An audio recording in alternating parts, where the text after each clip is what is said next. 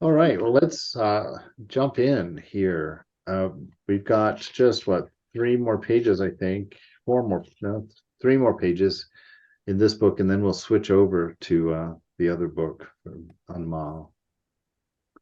But I like how this one starts today. It's quite a challenging, it kind of throws the gauntlet down to you. Mother says, does it matter in the least to God whether you believe or not? Even the sage Sukadeva was to him like a big ant at the most. Infinite is he. How much can you understand of him? A very humbling thing, and that the reason that he would tell us that is because of this notion of our ignorance. We love our ignorance, and our ignorance kind of creates our boundaries. Our definition of self. And when you think, it's one of the reasons I love to look at space pictures. One of the most effective things for me, spiritual, one of the most effectively spiritually. What am I saying? One of the most interesting things to me spiritually is goodness, he always calls it the wrong time. The most interesting thing is when you watch these space shows where, like, they start out with like the moon, like this is the moon, and then they show the Earth, like this is the Earth, and the Earth looks really big next to the moon, right? And then they drag in Saturn, and suddenly you realize, oh, the Earth's not that big. And they kind of keep going until they get to Jupiter, and the Earth looks really small, but then they bring out the sun, and the sun makes the Earth look like a period. And then they bring out another sun that's like four times the size of our sun. And then they get to Betelgeuse, the biggest sun they know of, that makes the sun look like a period. And I think, wow, if the Earth looked like a period to a period, that is that's ginormous. And you start thinking about how big the world really is and how small we keep our world. And we keep our world in a small place and fill it with ego, fill it with our own importance, and we put ourselves at the center of it, and we get this really wrong thinking. Even approaching the divine, if we thought about it in its true, well, if you think about it in the true essence, you just dance around laughing. But if you think about it from the human perspective, oh, thank you, Ma. Yeah, if you think about it in the human perspective, um, we'd be terrified to pray. You'd you'd not, if someone told you to go pray, you'd hide in the closet. You'd be like, oh my God, I'm not gonna, that's like tell you go stand before the sun. It's there's just no way. And so it's really helpful to see that in one way, because it makes you wrestle. It makes you wrestle with God and with what you are in comparison. But then it brings such a lovely element to it when you come to realize that in relativity, which belongs to the mind only, that nothing matters in regard to size because it's all relative. It's only this is only big because that is small.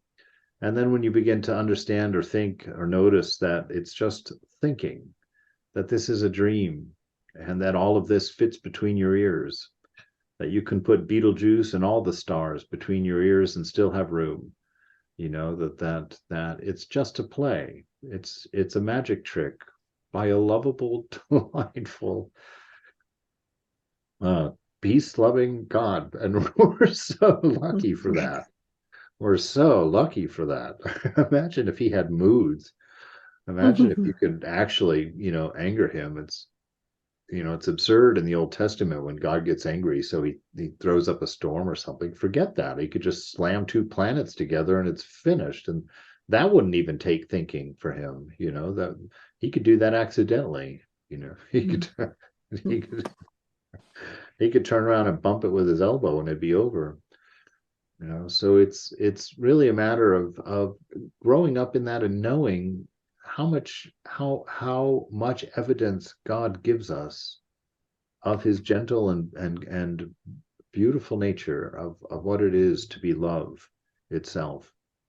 That we can live. I One of the things that I really brought that to my mind once was seeing these tiny little flowers, especially up in the tundra. There were some of these places between the snowdrifts because these flowers, boy, you think we have a hard time in life. These little flowers get a growing period of 6 to 8 weeks a year when they're not under snow up there at those high elevations and have to endure winds of up to 150 miles an hour. Anyway, I digress. But this little tiny flower exists in the same world as the sun and is able to find safety, is able to be so delicate and survive.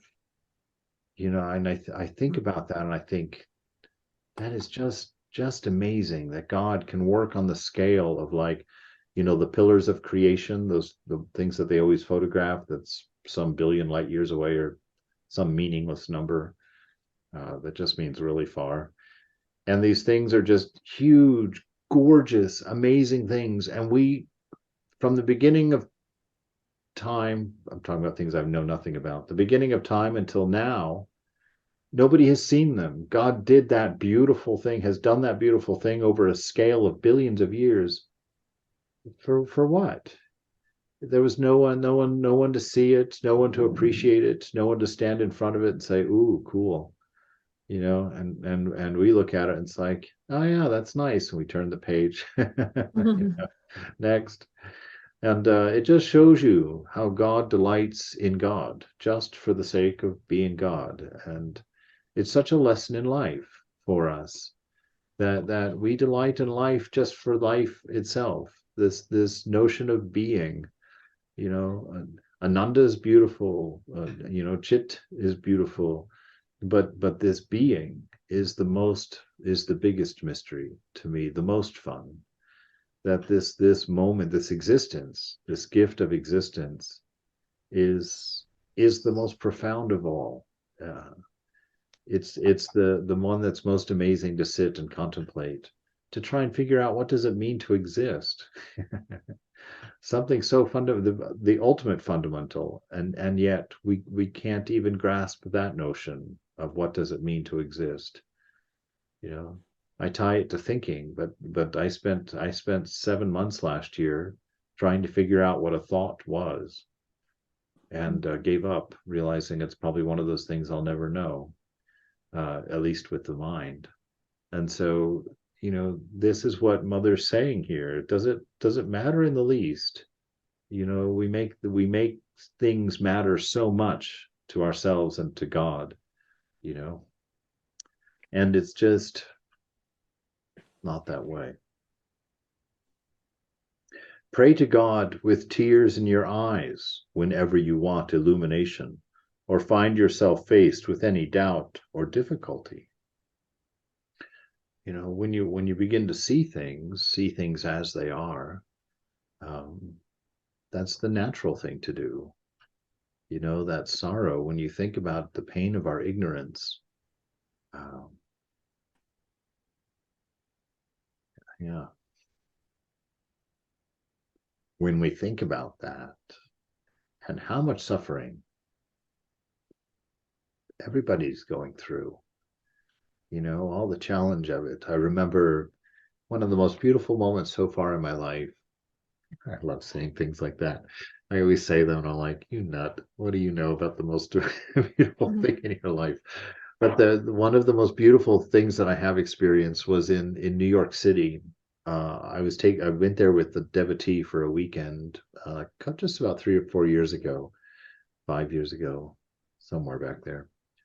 And we were sitting in Central Park. It was a beautiful Saturday. The sun was shining, and everybody was out. The families were walking. There was a fiddler playing and a woman singing, and a couple of old folks dancing to her singing, and some college guys playing croquet with their girlfriends across the way, and just everybody doing all their things. And my friend was going to sleep on the lawn, and I was sitting on the side of the hill just watching. And this wonderful love came over, this feeling of I was so proud of everyone, because I was sitting there thinking, none of us here in this park today know anything. We don't know why we're here. We don't know how long we're going to live. We don't know what this body is. We don't know what our purpose is. We have no idea. And out of that nothing, everybody had created a life. Everybody had imagined a purpose. Everybody had drawn people in love around them. You know, everybody was able to walk out and just enjoy being, enjoying their existence. And I was just so proud for a moment, like a mother over like a mother chicken, you know, just how proud that these people found a way to not huddle in the corner in fear with the size of the unknown that we deal with every day. How they had found some strength, you know, some notion, something that got them bravely up and to walk out the door and to create life, to create love, to create enjoyment, to create all these things. And how much suffering I didn't see, you know, how much pain I didn't see them when they go home and sit alone on their beds at night and mourn their losses or mourn their loneliness or moan their unsuccesses. But to look at it with the eyes of God, you know, and to know the love that he must feel if we're capable of feeling such amounts of love, with all of our delusion and all of our unawareness, that we can feel love, that we can share love, is such a profound and beautiful thing. And so when the divine says, pray to God with tears in your eyes whenever you want illumination or find yourself faced with any doubt or difficulty, you know, there's a truth to that. He knows those tears. He's watched your life and felt those deep, inspired tears when you cried, when you hurt, when you laughed, when you won, you know, when you quit and started again because you were frustrated. All of those things, God has been there, no doubt with tears, sometimes tears of pride and love, sometimes tears at the pain that you're going through because of what you're doing and your refusal to stop. And when we see things as they are, those tears become our own. When we sit and realize we're being ignorant, when we sit and realize we're being unkind, when we sit and realize that we're not working for life itself, for love itself, but chasing after things that are only going to prick us in the end. You know, so open the heart and turn to the beloved and speak with the same words that he speaks. You know, touch the mother with the same gentleness that she touches. The Lord will remove all of your impurities, assuage your mental anguish, and give you enlightenment. There's a promise for you. There's a promise. Whenever you don't want to sit and do your practice or things aren't going so well, it's always good. I always like to keep track of the promises that Mother makes, that because I don't want to say it out loud in front of her, but I'm going to hold her accountable. You know, it's like, when I get there, I'm going to be like, but, you know, all you said is true, Ma. You're absolutely right. But you promised that Grace had me covered. And you promised that this was my last life. You know, Thakur said it. And, you know, and you see that in some of the great hymns, you know, Mother, if you don't save me, I will never sing your name again. You know? And to have that kind of relationship with with the divine takes a great deal of faith, especially when you consider the things we talked about at the beginning. So write this down. The Lord will remove all of your impurities, all of them. There's not going to be one left. The Lord will assuage your mental anguish. He'll give you that inner peace. There is a point where you will understand a peace that passes understanding. He will give it to you. She will give it to you. And she will give you enlightenment. Mother will give you the keys to the door of Maya so that you can walk out, so that you can leave. So hold these truths. They are as big as all of the commandments, and to us, dare I say, more important. because it's through these promises that we find our grace, that we find that stillness of mind, where our past experiences, past deeds no longer affect us. It's like just the waves hitting a shore, unaffecting it, not affecting it. That was very visual. Mother will give you the keys to the door of Maya. Yes. She'll let you out of the cell. Is that in the book, or did you say that? What a position to be in. I said it. That was a good one. We should write that down. Yeah, Maybe. that was cool. Yeah. So my mother goes on here. She says, "He who thinks always of the Lord, which way can evil come to him?" You know, we've talked and understood that the mind is all there is, that we live in a mind. And if that mind is occupied with the name of the beloved, occupied with thoughts of love and kindness, from which way will the vrittis hit you of other thoughts? They'll be numbed against that constant wave that you create, that steady stirring that you create with the name of God. You know, they won't be able to get in. If you've got your mantra going all the time, how deep into wrong thinking can you go? You know, how far into your delusion can you wade? Not so far. The name of Thakur, it's the bite of the cobra. You know, once you've called on the name of God, even once, it's just a matter of time from then, Thakur says. Just a matter of time, he says. You know, he's going to get you. He's not going to leave you. And so you repeat that name always. Think always of the Lord. And which way is the evil going to come and get you? So be steady in that practice. Don't be fooled into thinking you don't need it, or that it won't matter if you just get up 5 minutes early today, or if you just don't do it at all this time, you know, or you've done so well, you've meditated 9 days in a row, I can take a day off now. You know, we treat it like currency. That's the damage, that thinking of that, seeing time as money. That's the damage that does to the mind. We start thinking things are transactional. You give me this, I give you that. And that's one of the main things the beloved is trying to break us of. It's not a matter of transaction. We do transaction. That's why he makes us keep our own wallet, you know, our own karma. We carry it around in our own mind, and we hold our own self accountable to it. And so as long as we think in those terms, as long as we haven't silenced the mind and stepped outside of that karmic world of time, space, causation, of past, present, and future, as long as we don't step outside by huddling up next next to the mother chicken, as it were, that look at this. All of you forgot today.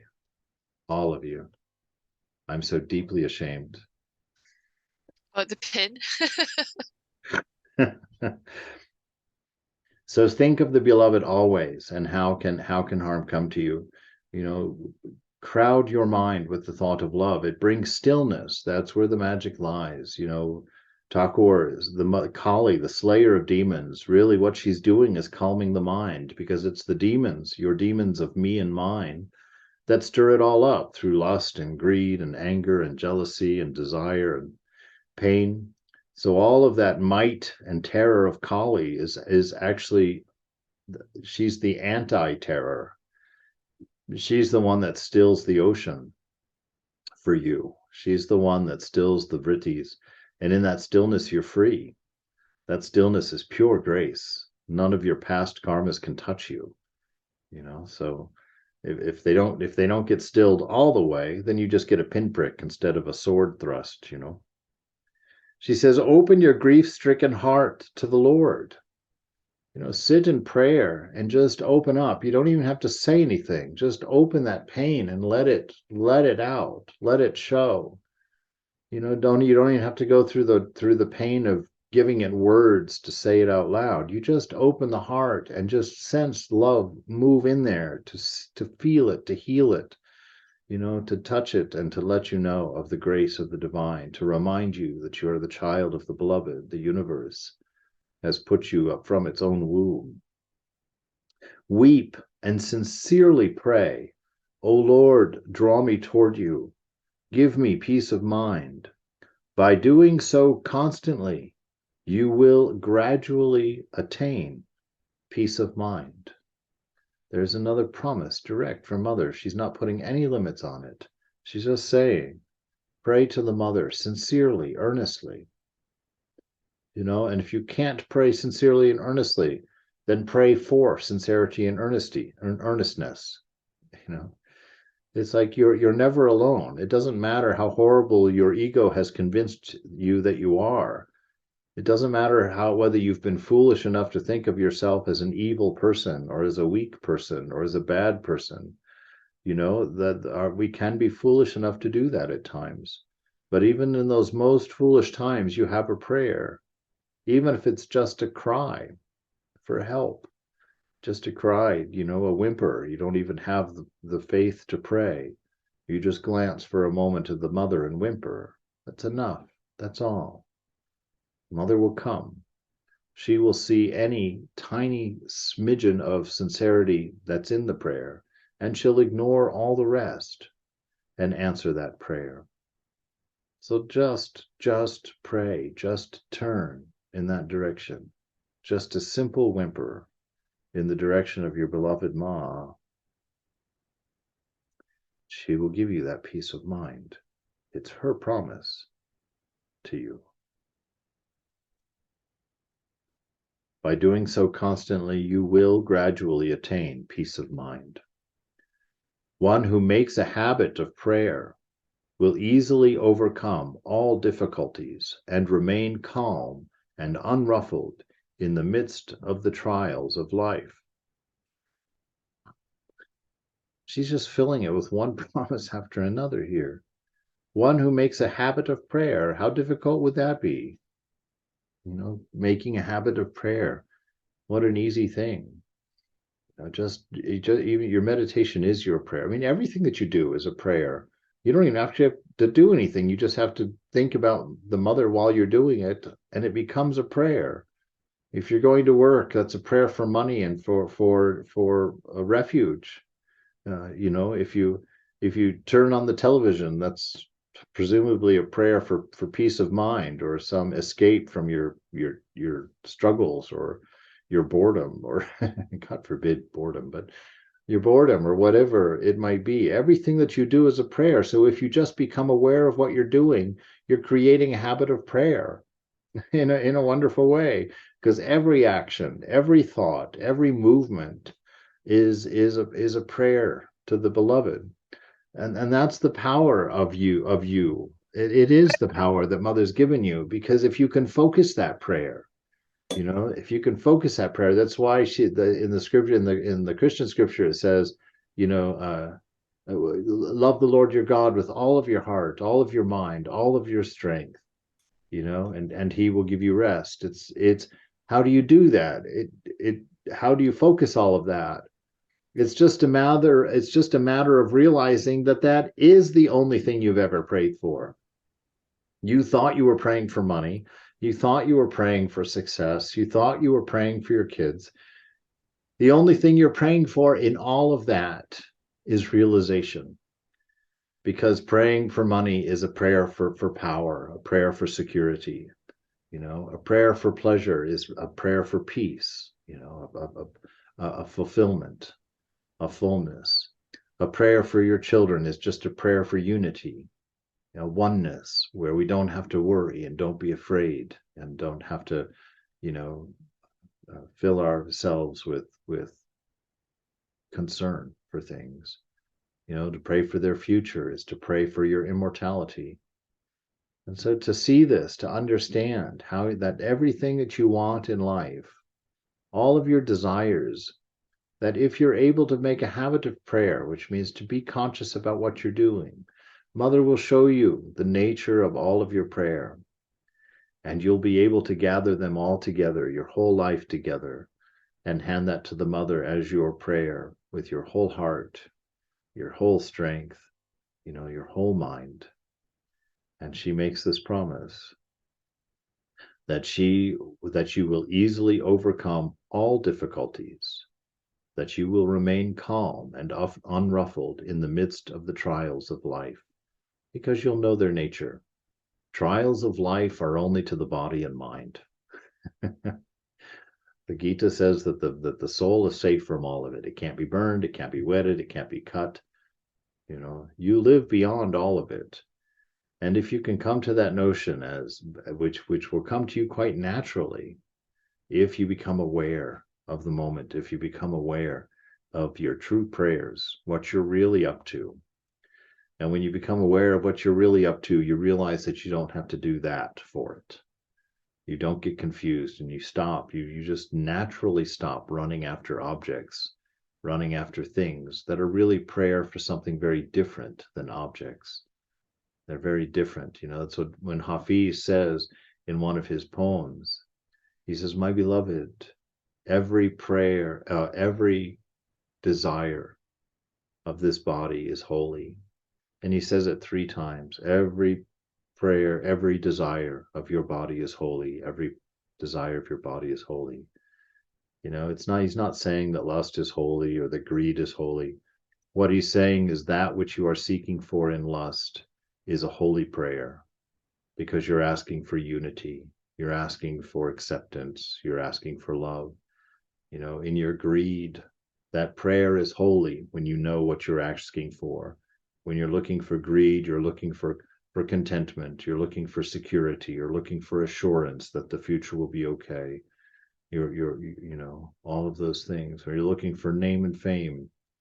What you're really praying for is acceptance and oneness, praying for forgiveness, praying to live in a world where everybody loves you, where there is no fear. So this is what awareness gives to us. It gives us this accurate view of things. And we realize that we don't have to run after name and fame or money or pleasure. We don't have to attain things to be. By knowing that, and that knowledge comes through this awareness that she's saying, by making it a habit of prayer. Make a habit of prayer and you will easily overcome. She says, goodness, she even goes farther. You'll easily overcome all difficulties and remain calm and unruffled in the midst of the trials of life. And she says easily, because you will catch those desires, you will catch those trials before they become states of mind, before they become big enough to grab their friends and other thoughts to cloud your view of the delight of living, of the radical potential of being. You'll be able to catch those things when they're still just less than mosquito-sized, just coming out of the fire of ignorance, and you can just swat them away because you were aware and you saw them before they became big, before you created a life and a habit and a desire and a set of desires around them, a set of problems around desires. She says, my child, I bless you from my heart that you live long, attain devotion, and enjoy peace. Peace is the principal thing. One needs peace alone. And that peace comes from that inner stillness, from being able to stand at the edge of the mind and know that it's not you. All of the problems, thoughts, and conjurings of all of the imaginings cannot touch you. That's why you have not been able to find fulfillment in this world yet. That's why you have not been able to love somebody to the extent that you dreamed of yet. Because it cannot be done in this world. You are infinite, and all of this world is finite. You can have it all. You could own it all. Some people almost do own it all these days. They can own it all. What do we see them as beacons of happiness? Do we see contentment in any of them? Do we see peace in any of them? Then no. There is nothing in this world that can give you what Mother is promising here. That inner peace, that knowledge of your security, that knowledge of your fullness and your wholeness, that knowledge of your immortality and your perfection. My child, I bless you from my heart, that you live long, that you attain devotion and enjoy peace. Attaining devotion, what does that mean? To see through your desires at the name of God that's hidden in them. That's what it means. Then you attain that peace. And she says that she blesses you from the very bottom of her heart, that you have that. That's God.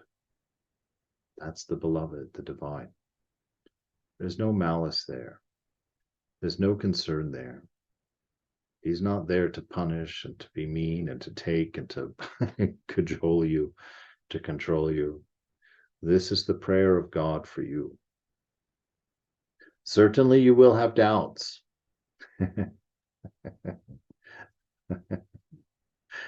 Maybe one or two, right? every now and then. Certainly you will have doubts.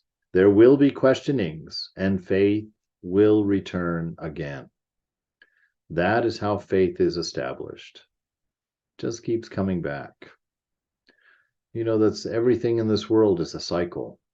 And Thakur is saying, your mother is saying here, no, Thakur mother is the same. Mother is saying here that everything is a cycle, even faith is a cycle.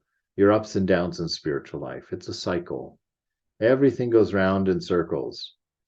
And I remember telling Swami Prabhupada once how frustrating that was, that I felt like I just kept going in circles, like I would, be able to control myself and be good and do well for this long, but then it would come along and I'd have this enormous crash and the world would fall apart and I would think I was a hypocrite and I should leave the monastery, and how could I possibly pretend, that I could ever be a monk, and this ideal so big. And I said, I just go in circles.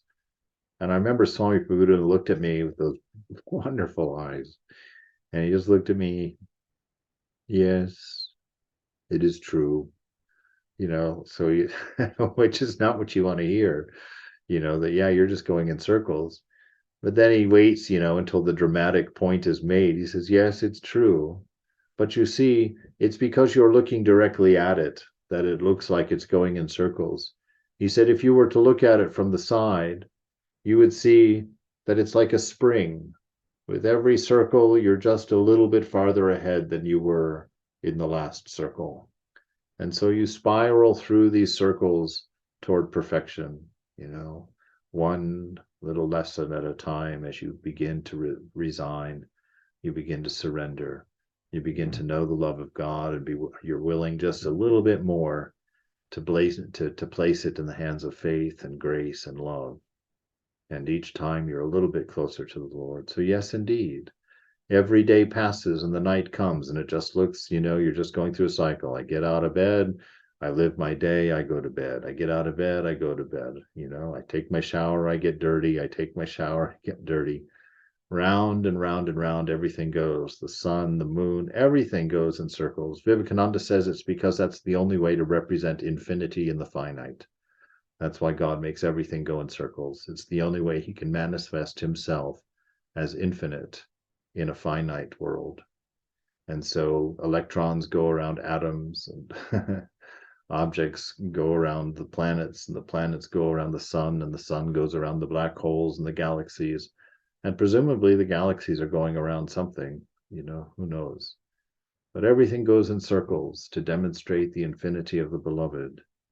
And you go in circles each time, moving just a little bit closer to your knowledge of this infinite self, which is drawing circles everywhere in your life. This is how faith is established. Never think that you're stuck. Never think that this arrangement of thoughts in this universe of a mind are the final thoughts. Their finality is a calmness in the ocean of bliss, an ocean of light, Thakur says, with waves of bliss that are rushing toward you with such a ferocity that they will in fact undo your very sense of I. Is faith so cheap, my child? Faith is the last word. If one has faith, the goal is practically reached. Faith is this knowledge of things you know to be true, but you can't prove them to be true. that there is such a thing as infinity. If there wasn't such a thing of infinity, where would the idea come from? And why would we know it so well?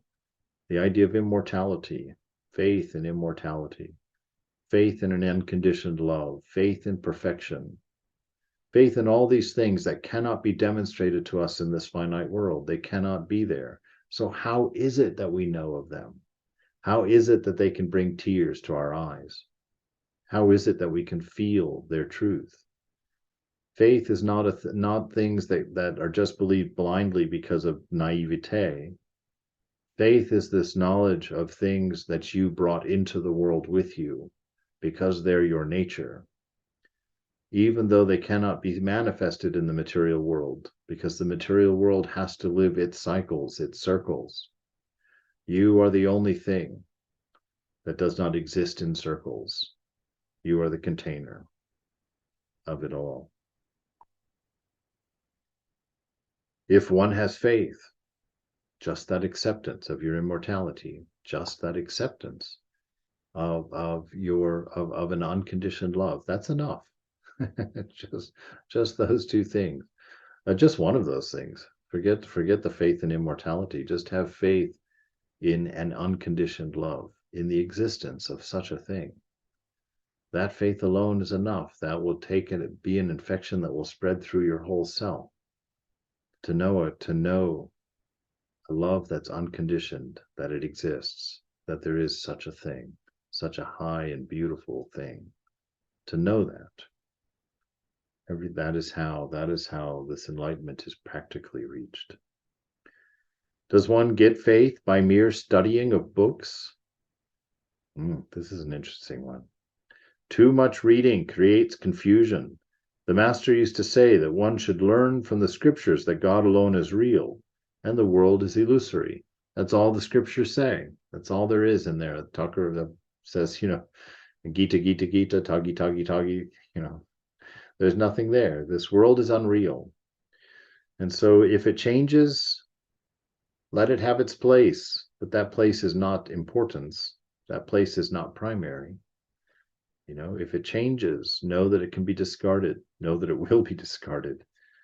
If it changes, don't go after it.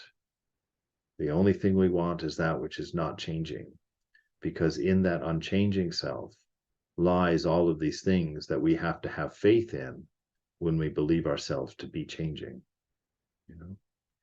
That's the secret.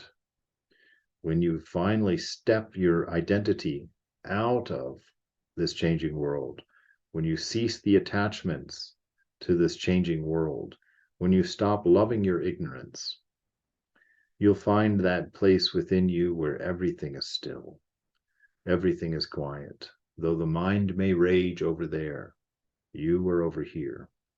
And in this space, you're free. That's what she's saying here. Do you get faith by the mere reading of books? What is the reading of books? What she's talking about there is this knowledge, the relative knowledge of objects placed in the mind, memories and ideas of relations between all of those objects, assigned meanings to all of the symbols that you've gathered and built in your mind. That's the learning of books. That's the metaphor for that. The learning of books. These things that can be said in sentences because they belong to time-space causation. Things that can be said in language because they have a past, a present, and a future. Things that can be said in language because of the assumption that the knowledge doesn't already lie within you. Do you think that you can get your enlightenment from that? She says no. Too much of that reading causes confusion because it begins to stir up states of mind. And one state of mind contains a second state of mind, contains a third state of mind. And the farther and farther you go into your attachments, pretty soon you're so far from that stationary world of the self, that unchanging peace that's within you, that you struggle in turmoil and you manage and work so hard in your practice that you actually manage to break out of one of these states, but you've created 35 of them in your life. And you begin to think, oh, I'm so far away, which is yet another state. Oh, it's going to take me so long. Uh-oh, now you've got another state.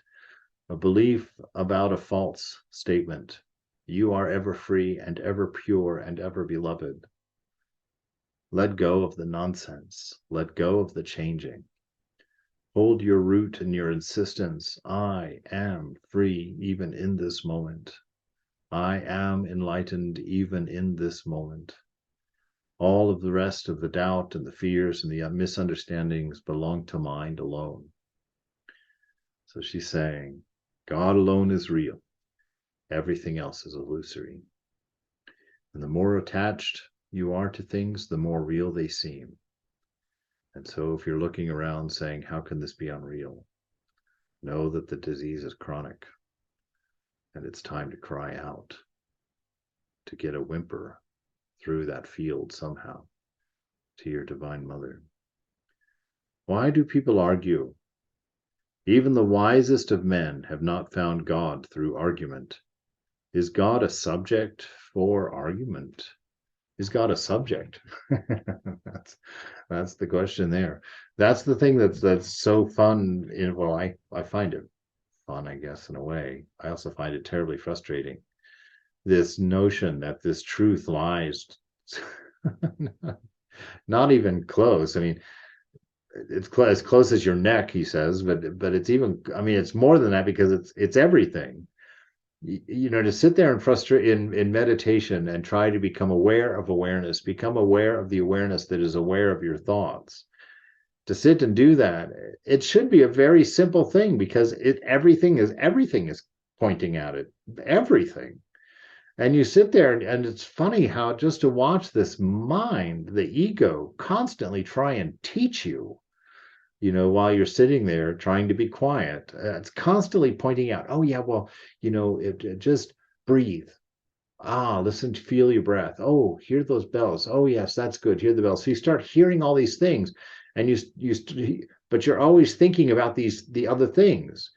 You can't put your mind on awareness because it's you. It's your reality. But that trick of just sitting in silence and not thinking at all, how terribly difficult that is. And yet what a seemingly ridiculous, simple thing it should be. But we've been knitting this ridiculous toddler of an ego for so long. We're, you know, if you were to, my goodness, can you imagine? You've been sitting in a room knitting ego, and the whole room is filled with this sweater, and you're still knitting, you're still going. You're like, what is this? Where is this sweater coming from? I can't imagine who is so crazy to keep making this sweater. You know, we sit there in our meditation doing that, looking around. My God, why do I have such a noisy mind? What's going on in here? And the whole time, you know, we just never see the source. We never pay attention that we're sitting there knitting, even at that very moment. Ego is alive within us and teaching us about meditation and teaching us about God and teaching us about what we are and what we were long before the ego formed, when we were still little babies. I have to share that. That's ridiculous. These that were just these little babies, you know. We were what we were at birth, and we will be what we are at death. What is it that we're seeking? Why do we need so much philosophy for such an obvious truth? Why do we need so many books and so much thinking and so much effort and so much pain for something that already is? Because we won't surrender. We won't shut up. We won't accept grace. We constantly feel like this is something we have to do. And as long as we feel like this is something we have to do, we can't see the obvious. We won't experience that lightning bolt of love that runs through the center of our very being. Why do people argue? The wisest of men have not found God through argument. So it's not a set of relationships. That's what argument is trying to figure out. Always rummaging through the purse of Maya, looking, you know, for the right object, for the right task. Give up this dry discussion. Give it up, these words, these sentences, these ideas, these everything, this hodgepodge of philosophy, these building blocks that you've stacked to the roof and back. My goodness, if you ever listen to a Vedantic pundit, they are the most amazing building block builders you've ever seen in your life. My God, the depth of Vedanta philosophy, the heights that it can reach and that it can take the intellect, And really what Mother's asking you to do is just knock it all down. Stop building this thing. Philosophy was never there to satisfy the mind. It was supposed to be there to still the mind. To still the mind. And you got all tied up in the wrong aspect of it. It's a matter of undoing, not a matter of doing. And undoing can only be done by complete surrender. And in our case, through the acceptance of grace.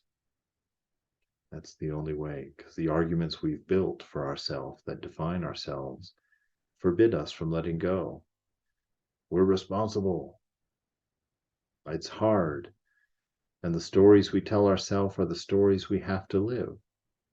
That's why I'm always so cautious when I hear somebody say, oh, this is so difficult.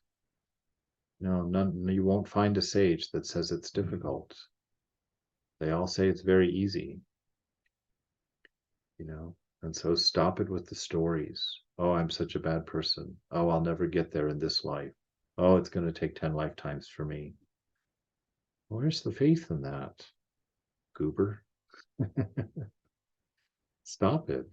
It's not true. It's not true. It's in the same room with you right now. Your realization is what's making you breathe. It is your beloved who's breathing in life with every breath to you, just like Adam. When God created Adam, he breathed life into his nostrils. He's been doing it ever since. Every time you breathe in, it's the divine breathing life into you. Think of that. How close is God if he's breathing that breath into you right now? How close is God if he's beating your heart right now?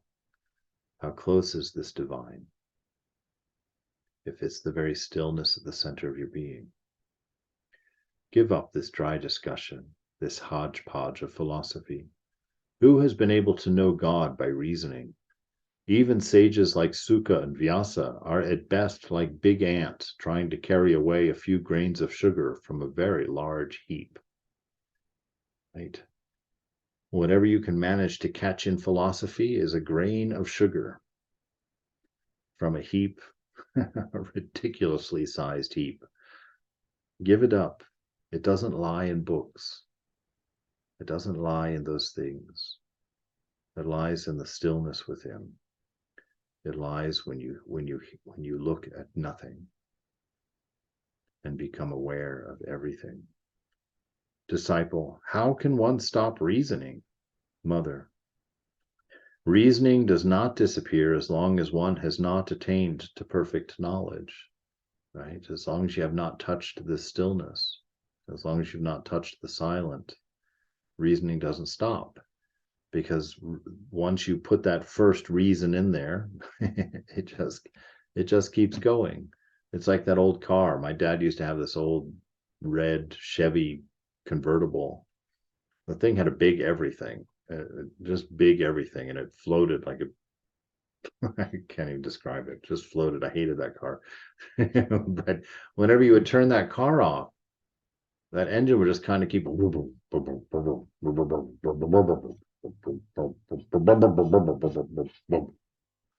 and stop like that. And that's what it's like, when you have that realization. Even when you get that realization, you've got that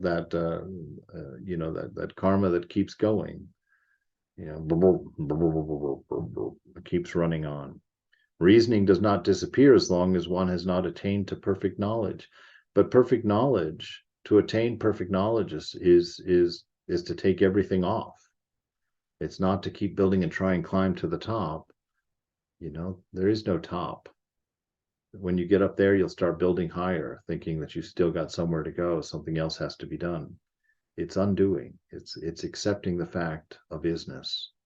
It's learning to live in this moment and not being afraid of what's coming next, not paying attention to what seems to have been, and not projecting anything new that you might need to do, but to accept grace, fully accept the moment, and be silent.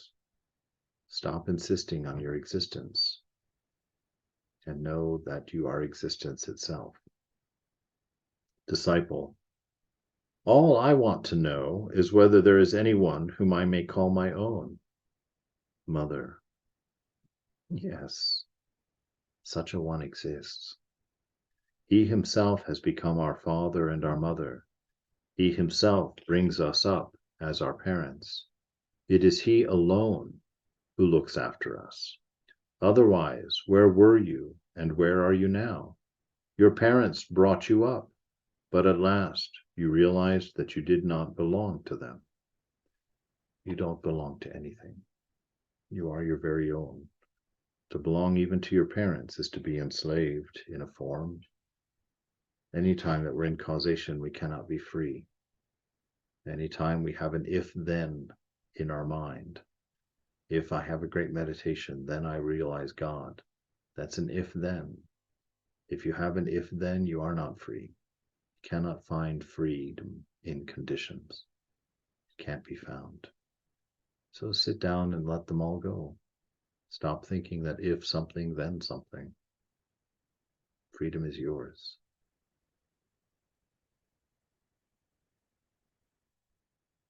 Anybody want to argue? But maybe I will. Yes. But I feel that when, because of the fact that one is not knowledgeable about who you are when start, at least when I started on my journey, that one does need the knowledge or the information or the reading or the scriptures or the teachers to point you to the right direction. And I agree that after you get those pointers and you have the knowledge, then you don't need to keep reading. You don't need to keep accumulating knowledge. But I feel that if I hadn't had the knowledge and if I hadn't done the readings and if I hadn't heard, then I wouldn't know that how to get out of my suffering. Right, but do you know now? Have you had your enlightenment? No, I haven't had enlightenment. And but have you studied? Have I studied? Have I more knowledge than before? Yes. And have you done that for a long time? Yes, for most of my life. Then how do you know that it's necessary if it hasn't yet given you the results you've been seeking? Because I think I'm more at peace now than what I was 20 years ago when I didn't know. That I can deal, that when I suffer, I can be aware of the suffering and be able to come out of it. But 20 years ago or 25 years ago, I would be totally embroiled in the suffering. Yes. No, there's no doubt that it's been useful for life and useful for pointing in the right direction, but it doesn't give us the thing itself. Yes, we're more at peace, but it's a relative peace. Right. Knowledge is able to give us relative peace and relative comfort, relative joy, all of those things, and hints. But Mother's saying, know that it's there, it's pointing at something, it's not the thing. So even though it's able to give those relative satisfactions, at some point it has to be let go of, because if we get too much into it, we can't silence it. I'm sort of experiencing, I'm the worst studier in the world, and I'm about to say this, but I find that my studying now, I see that there can be problems in it, because literally when I'm sitting there trying to silence my mind, when I'm trying to be silent, when I'm trying to be aware of something that's not mind. I can't get the mind to stop analyzing it, stop describing it, stop chanting, stop, repeating Il Chiaro poems to me. It's always objectifying what is. So I get this slight awareness of this isness. I mean, I think that I don't think I touched something, because the shock was incredible and less than momentary. It was, Mhm. it happened so quickly and lasted such a short moment that I doubt that it even happened. But I know that it was enough for me to get to know, like, oh wow. But I can't get the mind to stop analyzing about my condition. Yeah. I sit there, I can't. The ego owns everything. Yep. I agree. Yeah, and so Mother's saying that. She's saying the thing that's keeping us is the knowledge, the relational ideas about these things, and they can't get us to let go. They can help us. They are helpful. That's obvious. All vidya is helpful. All avidya brings us. It definitely relieves suffering. It definitely turns us into lovable, caring humans. But it can't bring us. Yes.